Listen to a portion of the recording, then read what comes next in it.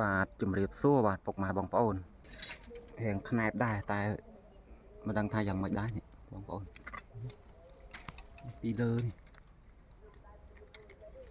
ជុំដូចរៀងកម្រជួបដែរបាទមិនថាទូចថាធំទេរៀងកម្ររោគដែរកម្រឃើញបាទមិនមែនកម្ររោគកម្រឃើញឥឡូវនេះមកជួបមួយហើយមិនដឹងថាស្អាតអត់ទេចាំមើលខ្ញុំកាត់មើលសិនពុកម៉ែបងប្អូនណាបាទចាំថតជូនបងប្អូនបន្តបាទនេះបងប្អូនមើលខ្ញុំហ្នឹងហើយថតពីសកម្មភាពតិចទៅអាវ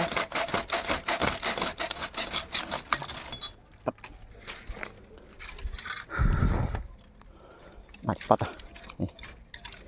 មិនដឹងថាម៉េចទេបងប្អូននេះជួយពិនិត្យមើលគ្នានេះ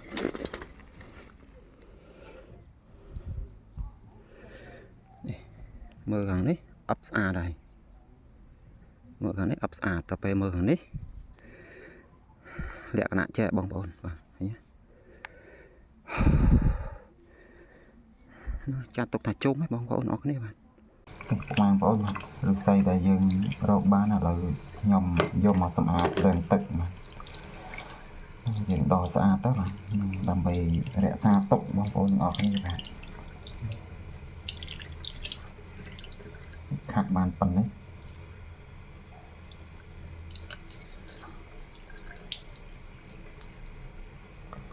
យើងសម្អាតខាត់ឲ្យស្អាតចឹងទៅបាទពោលជាការស្រឡាញ់បាទរបស់ធម្មជាតិបាទដើមទៀតបាទនេះស្អាតបដាពេញបងប្អូនប្រយ័ត្នមានបាត់កាយមានគូអត់ចេះគូទេបងប្អូននេះបាទដឹងគូមិនដឹងយកបាត់ផ្ទុកមិនទេបាទមើលតាមការយល់ឃើញរបស់ពុកម៉ែបងប្អូនទាំងអស់គ្នាបាទរបស់ធម្មជាតិចេះរកបានផ្លែផ្លែទៅក៏ចេះថតចែកលេខជូនពុកម៉ែបងប្អូនទស្សនាអញ្ចឹងណាបាទដល់វ័យណាណៃចុងបានចុងខ្លីស្អាតចុងឡើងវែងប្រភេទសង្វារតេងវត្តនេះនៅក្រោមនេះនៅលើប៉ុន្តែសៃដុសពុំមើលចេះចំកដាថ្នាំងតែយើងមើលចេះឡើងមកដល់ចិត្តដល់ថ្នាំងលើ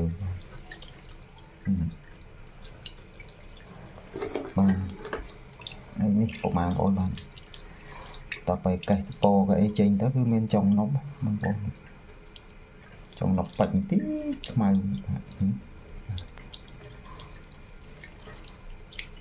ខាត់សម្អាត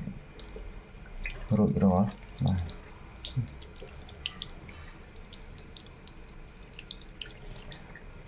ស្អាតគួរសមបាទហើយនេះប្រភេទញីបាទតាមបានដោះនេះជាប់ក្អែលជាប់ដីជាប់ក្បោ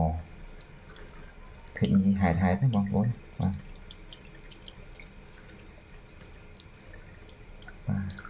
ខាត់រួចរាល់ហើយនៅលាងសម្អាតបាទផ្ទៃដោះនៅលើឫស្សីហើយមានបានសម្អាតបានអីទេបងប្អូនថាសម្អាតហើយយើងយកជើងដាក់ឫស្សីដោះលើនៅលើឫស្សីនេះបងប្អូនទស្សនាទៅបាទនេះក៏ល្អម្យ៉ាងដែរហើយប្លែកណាបងប្អូនទាំងអស់គ្នាបាទនេះចំណុចដោះចេញមកតែមួយទេបាទនេះចេញមកតែមួយផ្នែកណាបាទខ្ញុំមើលហើយផ្នែកចេញមកតែមួយផ្នែកនេះទេនេះផ្នែកឡើងចុងឲ្យដៃខ្ញុំឲ្យបែកចេញមកអញ្ចឹងមកក្រោមតមករហូតបាទតមកកំភ្លុះដល់ក្រោមនេះឃើញទេបងប្អូនហ្នឹងនេះតមកក្រោមនេះប៉ុន្តែគ្រាន់ថាមិនធំប្រមាណនេះទូចទេមិនគ្រាន់ថាហ្នឹងហើយដោះស្អាតបាទដោះតែ1មេឆ្កលមកអញ្ចឹងបាទ1មេឆ្កលមកអញ្ចឹងមកឃើញម្ដងក៏កាត់យកមកទៅហើយយើងចង់ធ្វើជើងតាំងយើងកាត់ហ្នឹងហើយរាងខ្លីបន្តិចទៅតាមការស្រឡាញ់បាទហើយយើងដោះសម្អាតឲ្យស្អាតទៅយើងបាញ់ប្រាក់មីណាមឡងអីក៏បានបាទឬមួយក៏យើងអាសាយើងបាញ់ប្រេងចានក៏បានដែរបាទដើម្បីរក្សាសាច់ឲ្យមើលទៅស្អាតបាទ កុំឲ្យមើលទៅហ្នឹងហើយស្លេកស្លក់ចឹងបាទពេលដែលយើងបាញ់ប្រេងចាន់បាញ់អីញឹកញាប់យូរទៅគឺអាឡូងស្អាតហ្មងហើយប្រភេទអាស័យដុះនៅលើអាស័យមានបងម្នាក់បាទគាត់ជំនឿនៅខាងកំពង់ឆ្នាំងបាទគាត់ស្គាល់តាមរយៈ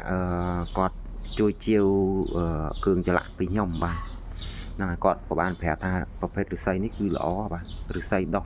នៅលើឫស្សីបាទហ្នឹងហើយ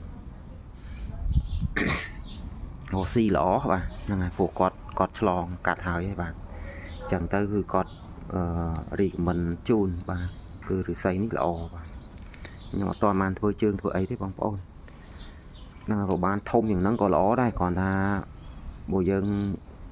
អត់ទៅហ្នឹងហើយយើងមានធំយើងដាក់ធំអញ្ចឹងណាតែបើយើងកន្លែងតូចយើងដាក់ទូចអញ្ចឹងទៅបាទដាក់តូចអញ្ចឹងទៅបាទអរគុណពុកម៉ែបងប្អូនណាបាទជម្រាបលាបាទឫស្សីតោះនៅលើឫស្សីបាទជម្រាបលាបាយបាយ